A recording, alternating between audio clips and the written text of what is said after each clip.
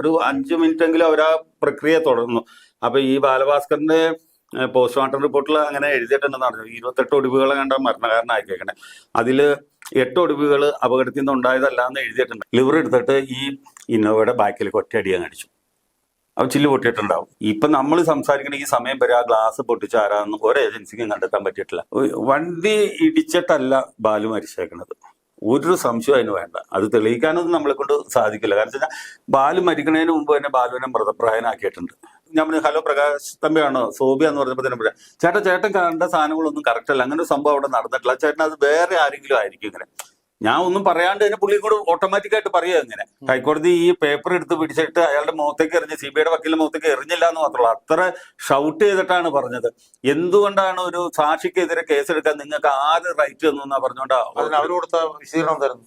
അവര് കൊടുത്ത് അവരെ വഴി തെറ്റിക്കാൻ ശ്രമിച്ചു. CBIനെ ഞാൻ വഴി തെറ്റിക്കാൻ ശ്രമിച്ചു. എന്താണ് വഴി തെറ്റിക്കാൻ ഞാൻ ശ്രമിച്ചത്? ഞാൻ കണ്ട കാര്യം എങ്ങനെയാ അവർക്ക് വഴി തെറ്റണേ? അവനെ എങ്ങനെയാ കണ്ട കാര്യം പറയാൻ പറ്റില്ല. ഇവിടെ നാട്ടിൽ അതിനുള്ള സ്വാതന്ത്ര്യം ഇല്ലേ? അപ്പൊ 2 കാരണങ്ങൾ. ഒന്നല്ലെങ്കിൽ ഇവർക്ക് അതിനകത്ത് പങ്കുണ്ടാവും, അല്ലെങ്കിൽ ഇവരാരെയും പേടിക്കണ്ടാവും. അവരുടെ നിയന്ത്രണത്തിലായിരിക്കും അവരിപ്പോഴും. അവരിഞ്ഞിപ്പോ ഈ സാഹചര്യത്തിൽ അവരിറങ്ങി രാവിലെ ഏതെങ്കിലും ദിവസം രാവിലെ 10 മണിക്ക് പത്രസമ്മേളനം നടത്തുമെന്ന് വെച്ചോ. പത്രസമ്മേളനം അവർ 10 മണിക്ക് നടത്താണ്, ഞാൻ 11 മണിക്ക് പത്രസമ്മേളനം നടത്തും. കാരണം വെച്ച് കഴിഞ്ഞാൽ ഇവർ പറഞ്ഞതിനെല്ലാം ഖണ്ഡിക്കാനുള്ള മെറ്റീരിയൽ എന്തെങ്കിലും ഉണ്ട്. പ്രിയപ്പെട്ട സുഹൃത്തുക്കളെ, ഇന്ന് പ്രതിപക്ഷം യൂട്യൂബ് ചാനലിനോടൊപ്പം കേരളത്തിൽ അറിയപ്പെടുന്ന ഒരു കലാകാരനാണ് ഉള്ളത്. അദ്ദേഹത്തിന്റെ പേര് കലാഭവൻ സോബി എന്നാണ്. അദ്ദേഹത്തെ ഈ അടുത്ത കാലത്തായി ഒരു കലാകാരൻ എന്നുള്ളതിനപ്പുറത്ത് ഒരു പൊതുപ്രശ്നത്തിൽ വളരെ ആർജവത്തോടുകൂടി ഇടപെടുന്ന ഒരാളെന്നുള്ള നിലയിലും പൊതുമണ്ഡലം അദ്ദേഹത്തെ ശ്രദ്ധിച്ചുകൊണ്ടിരിക്കുകയാണ്. നമുക്കറിയാം 2018 എന്റെ ഓർമ്മ, അല്ലെ? 2018 ബാലഭാസ്കർ എന്ന് പറയുന്ന വിഖ്യാതനായിട്ടുള്ള ഒരു വയലിനിസ്റ്റ് ഒരു കാർ അപകടത്തിൽ മരിച്ചു എന്ന് നമ്മൾ അറിഞ്ഞു. കാർ അപകടത്തിൽ ഞാൻ മനഃപൂർവ്വം പറയാത്തത്. ആ മരണം നടന്നു കഴിഞ്ഞിട്ട് ഇപ്പോ 5-6 വർഷം കഴിഞ്ഞു.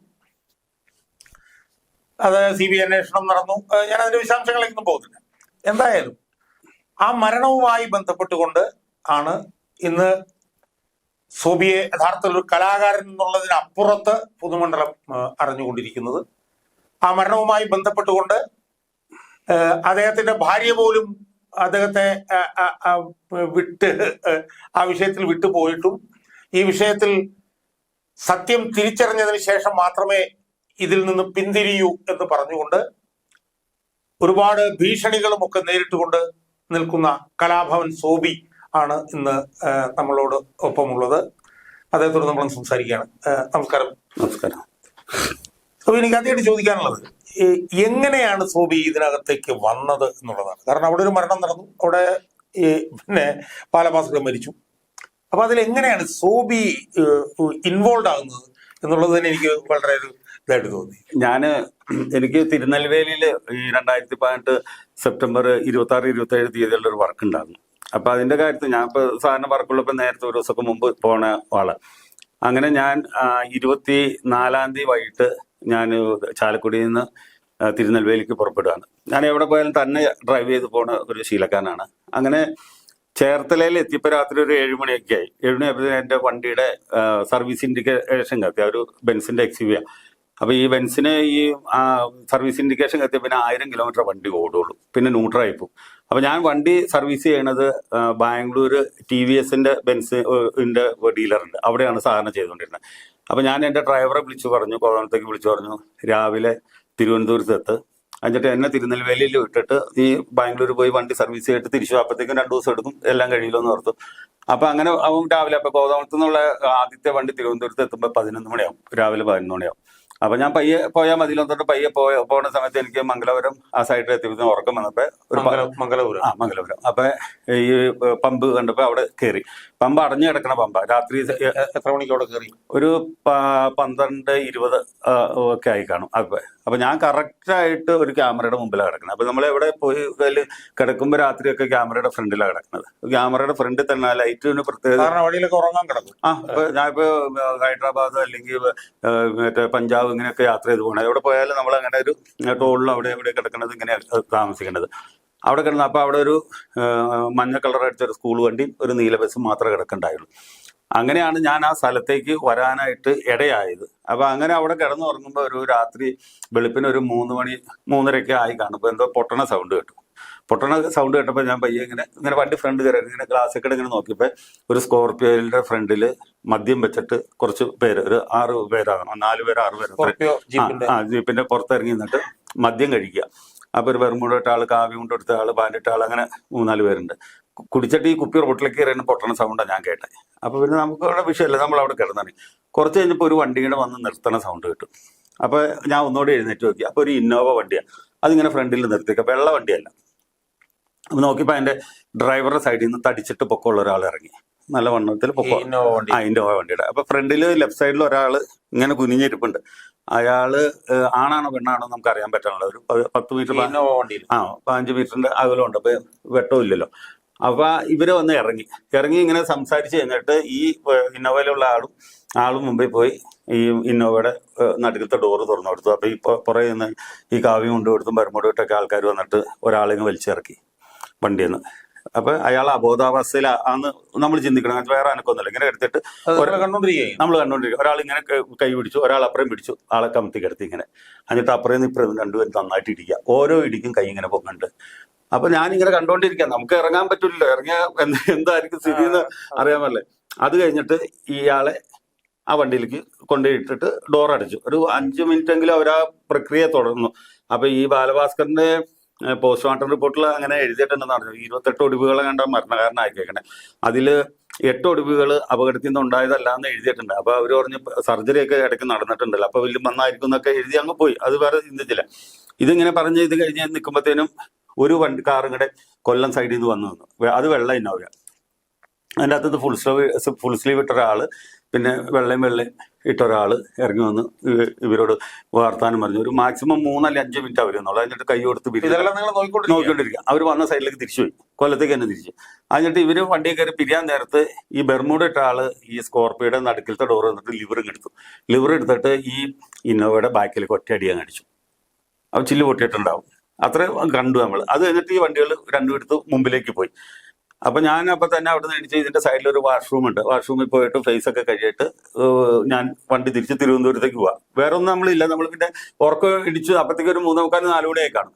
ഇങ്ങനെ ഈ പോണ സമയത്ത് അവിടുന്ന് വണ്ടി എടുത്ത് പോണ സമയത്ത് നമ്മൾ ആ പമ്പിൽ നിന്ന് 1 കിലോമീറ്റർ കഴിഞ്ഞപ്പോഴത്തേനും ഒരു കാറ് ഓൺ ഞെക്കി പിടിച്ച് ലൈറ്റ് ഇട്ട് ഡബിൾ ഇൻഡിക്കേറ്റർ ഇട്ട് നല്ല സ്പീഡിൽ, പക്ഷി പറക്കൂല അത്ര സ്പീഡിൽ തിരുവനന്തപുരത്ത് നിന്ന് കൊല്ലത്തേക്ക്. അപ്പൊ എന്ത് വണ്ടി അത് തിരിഞ്ഞു നോക്കുമ്പോ ചുമന്ന കളർ കണ്ടു. ഏകദേശം മനസ്സിലാണ് സ്വിഫ്റ്റ് ആണെന്ന് മനസ്സിലാണ്. അത്രേ പറയാനേ എന്നെ കൊണ്ട് സാധിക്കുള്ളൂ. അത്ര സ്പീഡാണ്. എന്തായാലും പിന്നീട് നമുക്ക് മനസ്സിലാവണിച്ച് എന്തായാലും ഹോസ്പിറ്റലിലേക്ക് ഇവിടുന്ന് അങ്ങോട്ട് പോവില്ല. ഇപ്പൊ ഈ മംഗലപുരത്ത് നിന്ന് തിരുവനന്തപുരത്തേക്ക് കുറച്ച് ദൂരമേ ഉള്ളൂ. കൊല്ലത്തേക്ക് അങ്ങ് പോകില്ല, മെഡിക്കൽ കോളേജിലെ ഇവിടെ. അത് കഴിഞ്ഞ് മുന്നോട്ടേക്ക് വരുമ്പോഴാണ് ഈ അപകടം നടന്ന, ഞാൻ കിടന്ന പമ്പും ഈ അപകടം നടന്ന സ്ഥലമായിട്ട് 4 കിലോമീറ്റർ 1.5 കിലോമീറ്റർ. അപകടം നടന്നത് പിന്നെ കണ്ടോ? അപകടം നടന്ന സ്ഥലത്തേക്ക് ഞാൻ വരിക. ഈ വന്ന സമയത്ത് ഈ വണ്ടി പോണേ. അങ്ങനെ വരുമ്പോഴാണ് കുറച്ച് ആൾക്കാർ റോട്ടിൽ നിൽക്കുക. ഇങ്ങനെ നിൽക്കുക. നോക്കുമ്പോൾ അവരുടെ കയ്യിൽ വടിവാളും ഉണ്ട്, കുറുവടികളും ഒക്കെ ഉണ്ട്. റോട്ടിൽ നിൽക്കുക. ഞാൻ ഈ സംഭവം കാണുന്ന അന്നേരം തൊട്ട് ഈ അപകടം നടന്ന സ്ഥലം, അതായത് ഈ പമ്പിന്റെ അവിടെ തൊട്ട് ഞാൻ ഇറങ്ങുമ്പോൾ തൊട്ട് ഈ അപകടം നടന്ന സ്ഥലം വരെ ഈ ഒരു സ്പീഡിൽ പോയ വണ്ടിയല്ലാണ്ട് ഒരൊറ്റ വണ്ടി അങ്ങോട്ടും ഇങ്ങോട്ടും പാസ് ചെയ്ത് പോയിട്ടില്ല. ഒരു വണ്ടി പാസ് ചെയ്ത് പോയിട്ടില്ല. ഇതൊക്കെ ആദ്യത്തെ അന്വേഷണ ഏജൻസിയോട് നമ്മൾ പറഞ്ഞു. അന്നൊക്കെ ആയിരുന്നെങ്കിൽ ക്രൈംബ്രാഞ്ചിൽ തന്നെ അന്നേരത്തെ എല്ലാം നോക്കിയെടുക്കാവുന്ന കാര്യങ്ങളുണ്ടായുള്ളൂ. അപ്പൊ ആൾക്കാർ നിൽക്കണം കണ്ടപ്പോഴത്തേനും ഞാൻ നിർത്തിയില്ല. അപകടമായിരിക്കും നിർത്തിയപ്പോഴത്തേനും ഇമാരും ഒന്ന് വണ്ടി അടിച്ചു പൊളിക്കാൻ പറ്റുന്ന വണ്ടിയുടെ ഡോറൊക്കെ വലിയ വണ്ടിയിലേക്ക് അടിച്ചിട്ട് എന്ത് കാണാം അസാധ്യമായി തെറിയും പറഞ്ഞിട്ട് എന്നെ വിടും. അപ്പൊ ഞാൻ ഓർത്തിട്ട് എന്തായിരിക്കും ഇങ്ങനെ സംഭവം എന്ന് ഓർത്താൽ ഞാൻ പയ്യെ സൈഡിലേക്ക് നോക്കിയപ്പോ ഒരു കാർ ഇങ്ങനെ കിടപ്പുണ്ട്. നോക്കുമ്പോ ഈ വണ്ടി തന്നെയാന്ന് മനസ്സിലാവണം. ഇതിന്റെ ബാക്കിലെ ഗ്ലാസ് പൊട്ടിയിട്ടുണ്ടായിരുന്നു. ഇപ്പൊ നമ്മൾ സംസാരിക്കണ ഈ സമയം വരെ ആ ഗ്ലാസ് പൊട്ടിച്ച ആരാന്ന് ഒരു ഏജൻസിക്കും കണ്ടെത്താൻ പറ്റിയിട്ടില്ല. പരിസരവാസികൾ നിങ്ങളുടെ പറഞ്ഞ ചില്ല് പൊട്ടിച്ച ഇന്നോവ അവിടെ കിടന്ന അപ്പൊ കാണുമ്പോ ഒരു ഗ്രേ കളർ കണക്ക് തോന്നുകയും ചെയ്തു എനിക്ക്. അപ്പൊ ഞാൻ കാണുന്ന വണ്ടി വൈറ്റ് അല്ലായിരുന്നു. അപ്പൊ ഈ പൊട്ടിച്ചതിന് ഒരു ദൃക്സാക്ഷി ഇന്ന വരെ ഉണ്ടായിട്ടില്ല. നമ്മൾ സംസാരിക്കുന്ന സമയം വരെ ഉണ്ടായിട്ടില്ല. അങ്ങനെ ഞാൻ വണ്ടി മുന്നോട്ടേക്ക് പോകുമ്പോ ഒരാൾ ബൈക്ക് സ്റ്റാർട്ട് ചെയ്തിട്ടുണ്ടാവും. കഴിഞ്ഞ തുഴഞ്ഞു പോവാ ഈ വലത് സൈഡിൽ കൂടെ.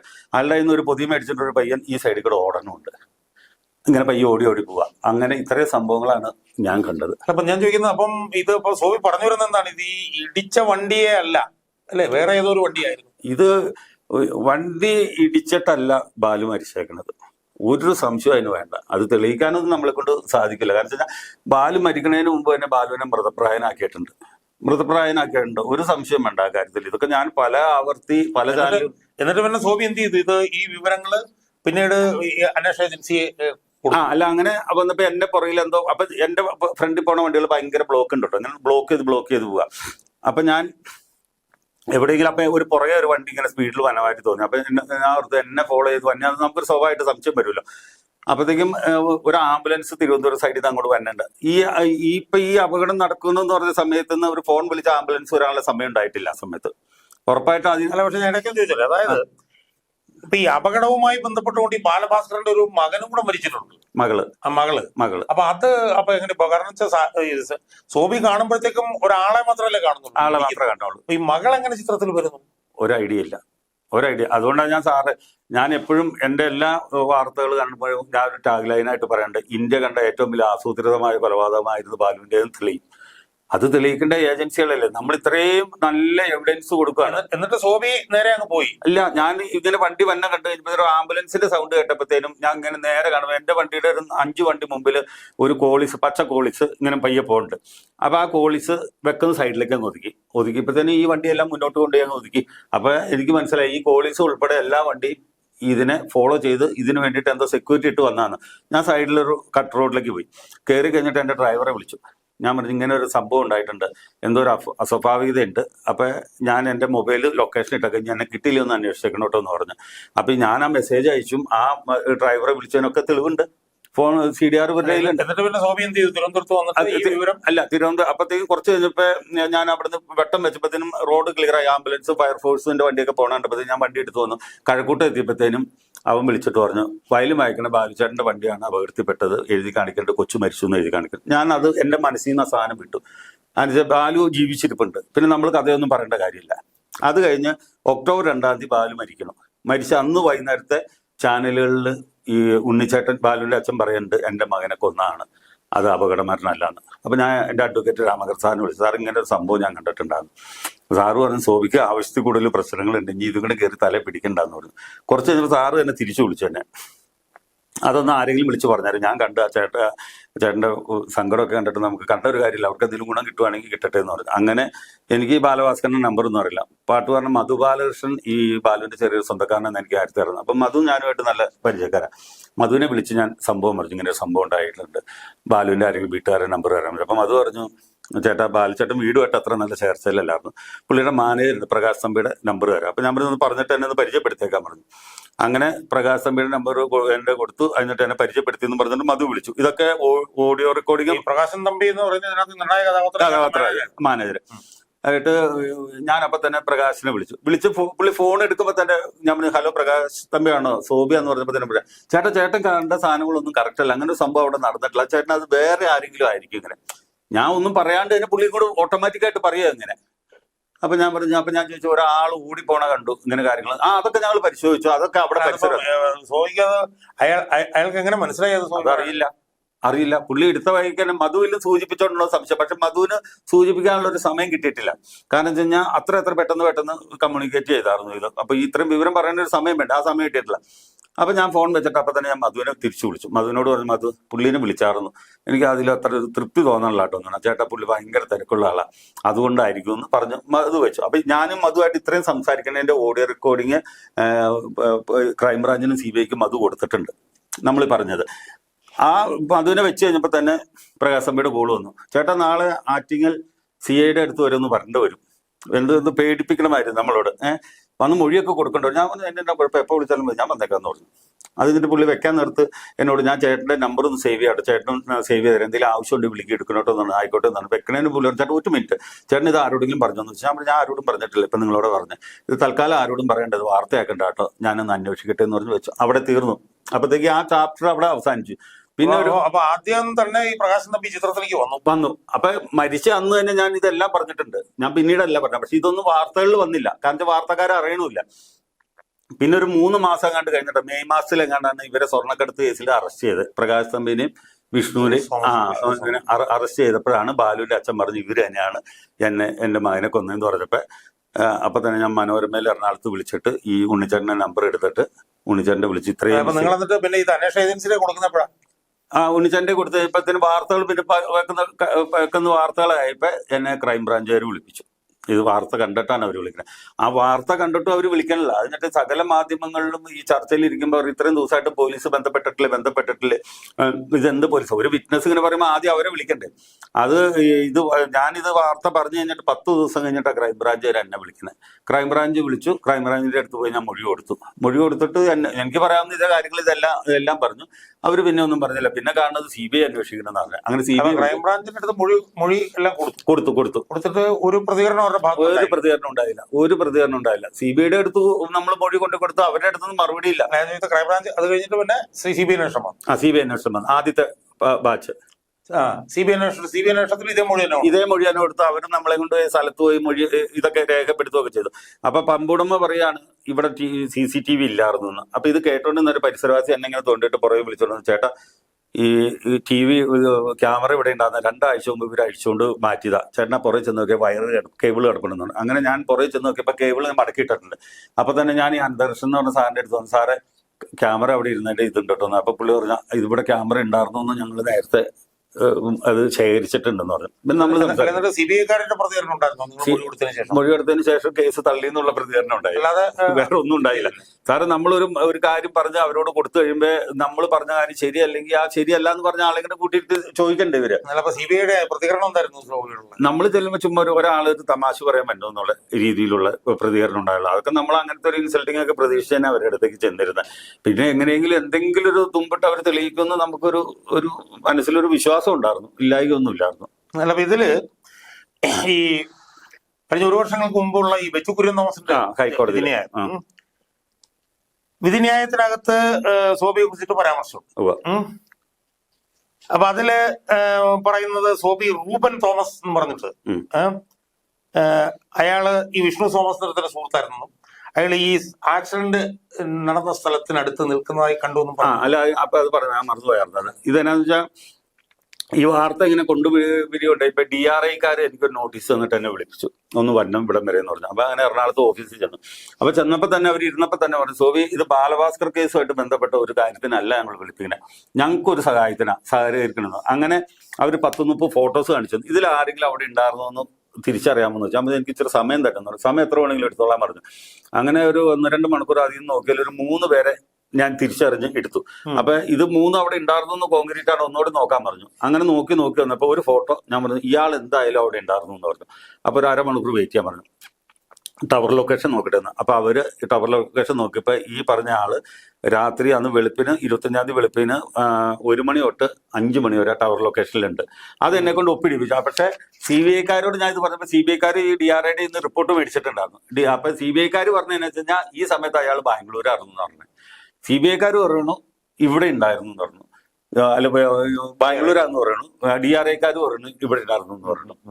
അങ്ങനെ തന്നെ അതിൽ പൊരുത്തക്കേടുണ്ട്. അല്ല, പിന്നെ അവസാനം ഈ സോബി പറഞ്ഞത് മുഴുവൻ അവര് CBIക്കാർ തള്ളിക്കളഞ്ഞു എന്നുള്ള ജഡ്ജിന്.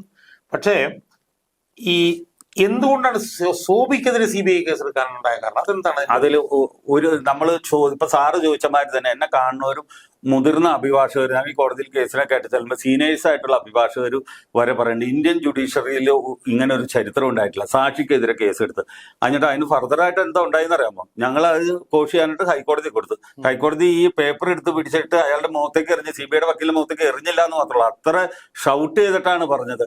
എന്തുകൊണ്ടാണ് ഒരു സാക്ഷിക്കെതിരെ കേസെടുക്കാൻ നിങ്ങൾക്ക് ആര് റൈറ്റ് തന്നു എന്നാ പറഞ്ഞോണ്ടാ അവര് കൊടുത്ത വിശദീകരണം തരുന്നു. അവര് കൊടുത്ത് അവരെ വഴി തെറ്റിക്കാൻ ശ്രമിച്ചു. CBIനെ ഞാൻ വഴി തെറ്റിക്കാൻ ശ്രമിച്ചു. എന്താണ് വഴി തെറ്റിക്കാൻ ഞാൻ ശ്രമിച്ചത്? ഞാൻ കണ്ട കാര്യം എങ്ങനെയാ അവർക്ക് വഴി തെറ്റണേ? അവനെ എങ്ങനെയാ കണ്ട കാര്യം പറയാൻ പറ്റില്ല. ഇവിടെ നാട്ടിൽ അതിനുള്ള സ്വാതന്ത്ര്യം ഇല്ലേ? അതിനാണ് ഈ പ്രകാശൻ തമ്പിയുടെ അതിനകത്തുള്ളൊരു ഇൻവോൾവ്മെന്റ് എന്തുവാണ്? അല്ല, ഇവര് ഞാൻ CBIയുടെ അടുത്ത ആദ്യം ചെല്ലണ സമയത്ത് SP നന്ദകുമാരൻ ആയിരുന്നു, റിട്ടയർ ആയിരുന്നതാണ്. പുള്ളിയാണ് മെയിനായിട്ട് ഇരിക്കുന്നത്. ബാക്കി 2 DSമാർ CMമാരൊക്കെ ഇരിക്കുന്ന സമയത്ത് അദ്ദേഹം എന്നോട് പറയാണ്, 6 മാസം കൊണ്ട് 3000 കിലോ സ്വർണ്ണം ഇറക്കിയ ആൾക്കാരാണ് ഓപ്പോസിറ്റ്. അവരോട് മത്സരിക്കാൻ തറാനുണ്ടെങ്കിൽ സോബി ഇതിനെ ഇറങ്ങിയാൽ മതിയെന്ന്. ഞാൻ ആശ്ചര്യപ്പെട്ടു സത്യത്തിൽ. കാരണം വെച്ച് കഴിഞ്ഞാൽ ഞാൻ പറഞ്ഞു, സാറ് ഞാൻ ആരോടും മത്സരിക്കാൻ വന്നതല്ല, എനിക്ക് മത്സരിക്കേണ്ട ആവശ്യമില്ല, കണ്ട ഒരു കാര്യം പറയും. അതിന് എന്ത് പ്രശ്നം ഉണ്ടായാലും പറയും. അത് തെളിയിക്കാൻ പറ്റുമെന്നുള്ള എന്റെ കാര്യമല്ല, അത് നിങ്ങളുടെ കഴിവാണ്. അപ്പൊ അത് ഈ പ്രകാശൻ തമ്പിയെ കുറിച്ച് അത് ആയിരിക്കാം. പക്ഷെ അവരെന്തോ 200-300 കിലോ സ്വർണ്ണം ഇറക്കിന്ന് പറഞ്ഞുകൊണ്ട് എന്താ അറസ്റ്റ് ചെയ്തെന്നാണ് പിന്നെ കേട്ടത്. എനിക്ക് അങ്ങനെ പറയുന്നുണ്ടായി. അപ്പൊ അങ്ങനെ വരുമ്പോൾ നമുക്ക് ഇതിനകത്ത് തോന്നുന്ന ഒരു കാര്യം എന്ന് പറയുന്നത്, ഈ പ്രകാശൻ തമ്പി എന്ന് പറഞ്ഞ ആള് ഈ സ്വർണ്ണക്കടത്ത് മാഫിയയുടെ ഒരു ആളായിരുന്നു. അപ്പൊ അയാള് ഈ ബാലഭാസ്കറിനെ ഉപയോഗിച്ച് അല്ലെ മാനേജരായി. അപ്പൊ അങ്ങനെയാണ് നമ്മൾ അതിനെ അങ്ങനെ കാണാനേ പറ്റുള്ളൂ അല്ലെ, അങ്ങനെ കാണാനേ പറ്റുള്ളൂ. അത് ഒരു പ്രധാനപ്പെട്ട വിഷയം. ഈ രണ്ടാമത്തെ പ്രധാനപ്പെട്ട വിഷയം എന്ന് പറയുന്നത് ഈ ബാലഭാസ്കറിന്റെ ഭാര്യയായിട്ട് ബന്ധപ്പെട്ടിട്ടാണ്. അപ്പൊ ഇത് എന്നെ സംബന്ധിച്ചിടത്തോളം എനിക്കത് ഫീൽ ചെയ്യുന്ന ഒരു കാര്യം എന്താണെന്ന് വെച്ച് കഴിഞ്ഞാല്, ഞാൻ ഈ നവീൻ ബാബുവായിട്ട് ബന്ധപ്പെട്ടുകൊണ്ട് 10-30 വീഡിയോ ചെയ്തു. അപ്പൊ അതുമായി ബന്ധപ്പെട്ട് ഈ നവീൻ ബാബുവിന്റെ ഭാര്യയായിട്ടൊക്കെ ഇടയ്ക്കിടയ്ക്ക് ഞാൻ വിളിച്ച് സംസാരിക്കുന്നു. അപ്പൊ അവര് ഈ നവീൻ ബാബുവിന്റെ ഘാതകരെ പിടിക്കാൻ വേണ്ടിയിട്ട് അവർ നടത്തുന്ന ഒരു ഇച്ഛാശക്തിയോടുള്ള പ്രവർത്തനവും ഈ ബാലഭാസ്കറിന്റെ ഭാര്യയുടെ പ്രവർത്തനവും തമ്മിൽ നമ്മൾ താരതമ്യം ചെയ്യുമ്പോൾ രാത്രി പകലും തമ്മിൽ വ്യത്യാസം. എന്ന് മാത്രമല്ല, അവരിതിനകത്ത് ഒരു താല്പര്യവും ആദ്യം മുതൽ, ഇപ്പൊ ഞാൻ പറഞ്ഞപ്പോ സഹതാപം എന്നൊക്കെ പറയുമ്പോൾ അതിനൊരു കാലഘട്ടമുണ്ട്, 6 വർഷമായി കാലഘട്ടം. എന്ന് മാത്രമല്ല, പൊതുമണ്ഡലം ഏറെ ബഹുമാനിച്ചിരുന്ന വലിയ കഴിവുള്ള ഒരു വിഖ്യാതനായിട്ടുള്ള കലാകാരൻ സ്വാഭാവികമായും ഇത് പ്രേമവിവാഹമായിരുന്നു ആയിരുന്നു. അപ്പൊ സ്വാഭാവികമായും തന്റെ ഭർത്താവിന്റെ ഘാതകരെ പിടിക്കുക എന്നുള്ളത് അവരുടെ ഒരു ഇതാവണമല്ലോ, പ്രേമവിവാഹം. പക്ഷെ അവര് വളരെ വ്യത്യസ്തമായി ഇതിൽ ഒരു താല്പര്യവും കാണിക്കാത്ത രീതിയിലാണ് അവരുടെ പെരുമാറ്റം. എന്താണ് അതിന്റെ ഒരു എന്തുകൊണ്ടായിരിക്കും അത് അങ്ങനെ? അതിൽ 2 കാര്യങ്ങളാണ് ഞാൻ മനസ്സിലാക്കണോടത്തോളം ചെയ്തേക്കണേ. ഇപ്പൊ അതിനു മുമ്പ് ഒരു കാര്യം പറയട്ടെ. പക്ഷെ ഇവർ ഇതിനിടയ്ക്ക് പ്രതികരിക്കാണ്ടിരുന്നു വെച്ചാൽ ഇവര് ഇപ്പൊ ആദ്യത്തെ സമയത്ത് വന്നെന്ന് പറഞ്ഞാൽ, ഞാൻ 6 വർഷമായിട്ട് ഇതിങ്ങനെ നിരന്തരമായിട്ട് പറയുന്നുണ്ട്. ഞാൻ വണ്ടിയിൽ ഉണ്ടായിരുന്ന ഒരാളാണ്. അവിടെ ഇങ്ങനെ ഒരു സംഭവം നടന്നിട്ടില്ല, ഇയാൾ വെറുതെ പറഞ്ഞെന്ന് ആദ്യം പറഞ്ഞു. ഇനി പറഞ്ഞിട്ട് കാര്യമില്ല, ആദ്യം പറഞ്ഞിട്ട് അവിടെ തീർന്നു പോയേന്. അവര് പറയാത്തതിന്റെ കാരണം എന്താണെന്ന് വെച്ചാൽ, ഞാൻ അരുതാത്ത എന്തോ കണ്ടിട്ടുണ്ട്. അപ്പൊ പറയാൻ ഞാൻ ചോദിക്കുന്നത്, സോബി ഇപ്പൊ പറയുന്നത് ഇത് ഞാൻ ആ വണ്ടിയിൽ ഉണ്ടായിരുന്നതാണ്, ആ മരണം അവിടെ നടന്നതാണ്. അതുകൊണ്ട് ഈ സോബി എന്ന് പറഞ്ഞ ആള് പറയുന്നത് പച്ചത്തുണയാണ് പറയാം. അത് അവര് പറഞ്ഞില്ല എന്നല്ല ഞാൻ പറഞ്ഞതിന് ഒരിക്കലും നിഷേധിച്ചിട്ടില്ല. അവര് ഇതുവരെ നിഷേധിച്ചിട്ടില്ല. എനിക്കെതിരെ പറഞ്ഞിട്ടില്ല, സംസാരിച്ചിട്ടില്ല. സത്യത്തിൽ നിങ്ങൾക്കെതിരെ മാനനഷ്ടത്തിന് കേസ് വരെ അവര് കൊടുക്കട്ടെ. ഞാൻ ഇപ്പോഴും ചലഞ്ച് ചെയ്യുന്നുണ്ട്. അവരിഞ്ഞിപ്പൊ ഈ സാഹചര്യത്തിൽ അവരിറങ്ങി രാവിലെ ഏതെങ്കിലും ദിവസം രാവിലെ 10 മണിക്ക് പത്രസമ്മേളനം നടത്തുമെന്ന് വെച്ചോ. പത്രസമ്മേളനം അവർ 10 മണിക്ക് നടത്താണ്, ഞാൻ 11 മണിക്ക് പത്രസമ്മേളനം നടത്തും. കാരണം വെച്ചാൽ ഇവർ പറഞ്ഞതിനെ എല്ലാം ഖണ്ഡിക്കാനുള്ള മെറ്റീരിയൽ എന്തെങ്കിലും നിലവിലുണ്ട്. അപ്പൊ എന്തുകൊണ്ടാണ് അവരതങ്ങനെ പറയാത്തതിന്റെ 2 കാരണം. ഒന്നല്ലെങ്കിൽ ഇവർക്ക് ഇതിന്റെ അകത്ത് പങ്കുണ്ടാവും, ഈ ബാലുവിന്റെ. അല്ലെങ്കിൽ ഞാനൊരു തർക്ക വിഷയമായിട്ട് ചോദിക്കാം. അതായത് ഇവരെ പ്രേമവിവാഹമായിരുന്നു അല്ലെ, കുടുംബത്തിനൊന്നും താല്പര്യമില്ലായിരുന്ന ഒരു വിവാഹമായിരുന്നു. 2, ഞാൻ നേരത്തെ പറഞ്ഞ പോലെ ചെറുപ്പക്കാരനായിട്ടുള്ള വളരെ വിഖ്യാതനായിട്ടുള്ള ഒരു വയലിനിസ്റ്റ് കൂടിയായിരുന്നു. അപ്പൊ സ്വാഭാവികമായും വളരെ അടുത്ത ബന്ധം പുലർത്തി ജീവിക്കുന്ന ഒരു പ്രേമവിവാഹിതരായിട്ടുള്ള ഒരു ഭാര്യ ഭർത്താവോ ആയിരിക്കെ ഈ സ്വർണ്ണക്കള്ളക്കടത്ത് ഇവർ കൂടി ഒരു കാര്യറായിരുന്നു എന്ന് നമുക്ക് ഈ യുക്തിപരമായി നമുക്ക് ചിന്തിക്കാൻ പറ്റും. സോബി, ചിന്തിക്കാൻ പറ്റും, ഉറപ്പായിട്ടും ചിന്തിക്കാൻ പറ്റും. ഇപ്പൊ ഈ സാഹചര്യത്തിലാണ് ഞാൻ പറയും, ഇത്രയും അവരല്ലെങ്കിൽ സംസാരിച്ച് തീർക്കാമെന്ന് അറിയാം. അപ്പൊ 2 കാരണങ്ങൾ. ഒന്നല്ലെങ്കിൽ ഇവർക്ക് അതിനകത്ത് പങ്കുണ്ടാവും, അല്ലെങ്കിൽ ഇവരാരെയും പേടിക്കണ്ടാവും, അവരുടെ നിയന്ത്രണത്തിലായിരിക്കും അവരിപ്പോഴും. ഈ 2 കാരണം അല്ലാണ്ട് അവർക്ക് പ്രതികരിക്കാണ്ടിരിക്കേണ്ട ബന്ധപ്പെടാൻ ശ്രമിക്കും ഒന്നുമില്ല. നമ്മൾ എന്തിനാ വെറുതെ അവര് ശരിക്കും ഇങ്ങോട്ട് അത് എനിക്ക് അങ്ങനെ ഏതോ ഒരു സമയത്ത് ആരോ ഒരു ആള് എന്നോട് പറഞ്ഞിങ്ങനെ നമുക്ക് ലക്ഷ്മിയായിട്ടൊന്ന് സംസാരിച്ചാലോ എന്ന് വെച്ചു. ഞാൻ സംസാരിക്കുന്നതിനൊന്നും എനിക്ക് കുഴപ്പമില്ല, പക്ഷെ ഞാൻ സംസാരിക്കുമ്പോൾ എന്റെ കൂടെ ഉണ്ണിച്ചേട്ടൻ ഉണ്ടാവും എന്ന് പറഞ്ഞു, ബാലുവിന്റെ അച്ഛനും ഉണ്ടാവും എന്ന് പറഞ്ഞു. അപ്പൊ വിളിച്ച ആള് പറഞ്ഞു, ഞാൻ തമാശക്ക് ചോദിച്ചാട്ടോ എന്ന് പറഞ്ഞു. ആയിക്കോട്ടെ എന്ന് ഞാനും പറഞ്ഞു. അല്ല, അപ്പൊ ഞാൻ ചോദിക്കുന്നത്, ഇതിനകത്തിപ്പോ ഒരുപാട് പണം ഇൻവോൾവ് ആണ്, ഇപ്പൊ ഇൻഷുറൻസ് കൂടുതൽ. അപ്പൊ അത് കിട്ടാൻ വേണ്ടിയുള്ള ഒരു ശ്രമം ആയിക്കൂടെ? കാരണം ഈ സ്വർണം കടത്തുമായി ഇവര് ബന്ധപ്പെട്ടുണ്ടെന്ന് പറഞ്ഞൊക്കെ ഒരു വളരെ ഒരു കടന്ന കൈയായിട്ട് തോന്നുന്നില്ല. ഇല്ല. അപ്പൊ ഞാൻ പറയട്ടെ, അതിന് ഈ ഇൻഷുറൻസിന്റെ തുക അല്ലെങ്കിലും കിട്ടില്ലായിരുന്നു അവർക്ക്. ഇപ്പൊ ഇങ്ങനെ മാറി നിലയിൽ അവർക്ക് കിട്ടാനല്ല, ഭാര്യ നോമിനി അവരല്ലേ, അപ്പൊ അവർക്ക് കിട്ടില്ല, സ്വാഭാവികമായിട്ട് കിട്ടില്ല. അപ്പൊ ഇപ്പൊ സാറ് പറഞ്ഞപ്പോഴേ ഞാൻ ഇതിന്റെ ഇടയ്ക്ക് ഒരു വർഷം മുമ്പ് കൊടകര വെച്ച ഒരാൾ എന്നോട് സംസാരിച്ചു. വണ്ടി ഞാൻ ഫോണിൽ സംസാരിച്ചുകൊണ്ടിരിക്കുമ്പോൾ അവർ പറഞ്ഞു 2012 സെപ്റ്റംബർ 20 അതെങ്ങനെയായിരുന്നു? അതൊന്ന് വിശദീകരിച്ചത്. അതെങ്ങനെയായിരുന്നു? തൃശ്ശൂർക്കുള്ള യാത്ര മധ്യ എനിക്കൊരു ഫോൺ വന്നപ്പോൾ ഞാൻ സൈഡിൽ വണ്ടി ഒതുക്കിയിട്ട് സംസാരിച്ചുകൊണ്ടിരിക്കുമ്പോൾ ഒരാൾ വന്ന് എന്നോട് സംസാരിച്ചു. ഇന്ന ആളല്ലെന്ന് ചോദിച്ചു സംസാരിച്ചു. വേറെ 1-2 കാര്യങ്ങൾ കൂടി പറഞ്ഞിട്ട് പുള്ളി എന്നോട് പറഞ്ഞു ഞാൻ വണ്ടിക്കകത്ത് കയറി ഇരുന്നോട്ടിരുന്നു. അപ്പൊ ആൾ ഇച്ചിരി മദ്യപിച്ചിട്ടുണ്ട്. നമ്മൾ കയറി ഇരിക്കാൻ പറഞ്ഞപ്പോ പറയാണ്, കയറി ഇരുന്നപ്പോൾ തന്നെ പുള്ളി പറയാണ് 2012 സെപ്റ്റംബർ 24 രാത്രി 10:30ക്കും 11 മണിക്കും ഇടയ്ക്ക് കൊടകര ഫ്ലൈ ഓവറിന്റെ അടിയിൽ വെച്ച് ബാലചേട്ടന്റെ കാറിലേക്ക് സ്വർണം കയറിയിരുന്നു. അപ്പൊ ഞാൻ സ്റ്റണ്ടായിപ്പോയി. ഇങ്ങനെ ഒരാൾ വന്ന് പറയുമ്പോഴത്തേനും ഞാൻ ചോദിച്ചു താനെങ്ങനെയത് കണ്ടത്? ഞാൻ ആ സമയത്ത് അവിടെ ഉണ്ടായിരുന്നു എന്ന്. അപ്പൊ ഞാൻ ചോദിച്ചു അപ്പൊ ബാലു എതിർത്തില്ലെന്ന് ചോദിച്ചു. അപ്പൊ പറഞ്ഞു ബാലുചേട്ടൻ ഭയങ്കരമായിട്ട് പുറത്തിറങ്ങി എതിർത്ത് ഒച്ച ഉണ്ടാക്കി, പ്രശ്നം ഉണ്ടാക്കി. അപ്പൊ എന്നിട്ട് പുള്ളി ചെവിയിൽ അവളാന്നാ സഹായിച്ചെന്ന്. അവളാണ്. അപ്പൊ ഞാൻ ചോദിച്ചു അവളോന്ന് വെച്ചാൽ പറയാ ബാലചേട്ടന്റെ ഭാര്യയുടെ നിർബന്ധത്തിന് വഴങ്ങിയിട്ടാണ് സ്വർണ്ണം അതിൻ്റെ അകത്ത് കയറിയുന്നത്.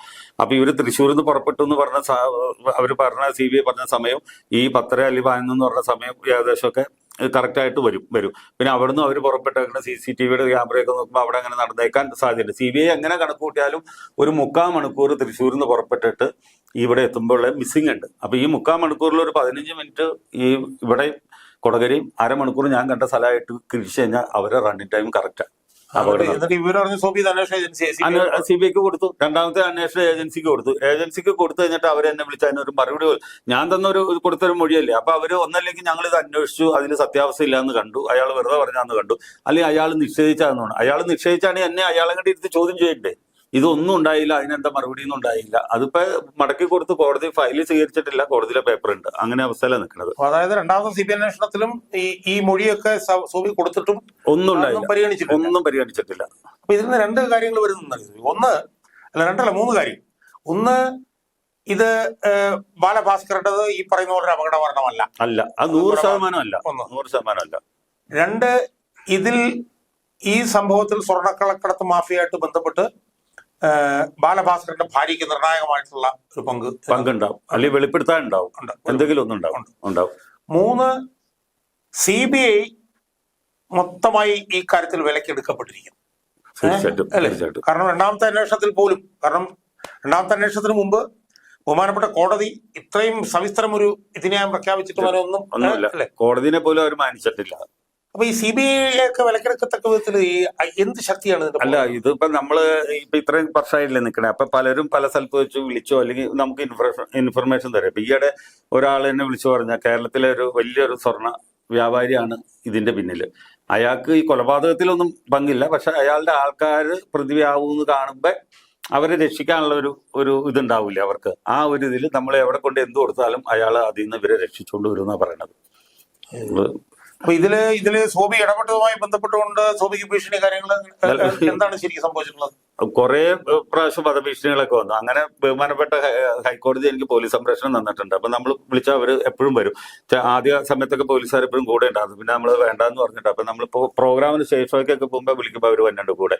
പിന്നെ ഈ പറഞ്ഞ ഇപ്പൊ ഈ സംഭവം വന്നപ്പോഴും ഒരാഴ്ച മുമ്പ് കഴിഞ്ഞ തിങ്കളാഴ്ച എനിക്ക് വിളിച്ചിട്ട് കോളിൽ പറഞ്ഞു 30 ദിവസത്തിനുള്ളിൽ എന്നെ ചിതയിലേക്ക് വെക്കുമെന്ന് പറഞ്ഞു. നമ്മൾ ചിതയിലേക്ക് വെക്കുമെന്ന് പറഞ്ഞു. ഞാൻ സന്തോഷത്തോടു കൂടി അത് കേട്ടു.